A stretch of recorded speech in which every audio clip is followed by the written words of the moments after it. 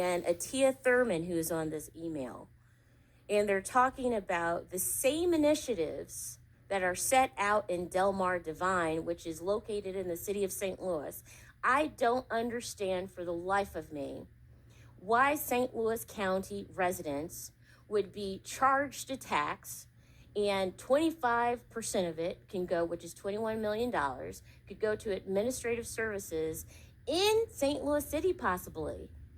And it looks like the pet project we're talking about here is Delmar Divine, because they're using the same language. So it kind of looks to me, have you ever talked to Maxine Clark? Of course. Okay, how often do you talk to Maxine Clark? I may have spoken with her twice. Okay, would you say that when you talk to Gary Parker, you're speaking to Maxine Clark too? Not at all. Okay, have you? I've spoken with Gary. I think, Representative, that if you remember, in our original ordinance, none of the money went to the city. And in the enabling legislation, that clause, and it's not clear in the enabling legislation, in 57. Well, we've got it right here. We've not only do we have a copy of 188 right here, but every member of this committee also has a copy of St. Louis County's draft audit from Nicole Galloway. I wanted to make sure everybody had a copy of that too. But I'm looking at this, and it's interesting to me when I look at 188, they refer to the Clark Fox Policy Institute. But so here's the point that I wanted to make. At some point, I didn't know it was going to be with you. It looks like the Maxine Clark and Bob Fox have this triangular approach. They have a social influence through multiple nonprofits that they either serve on or are named after, or associations that are named after them, such as the Clark Fox Foundation.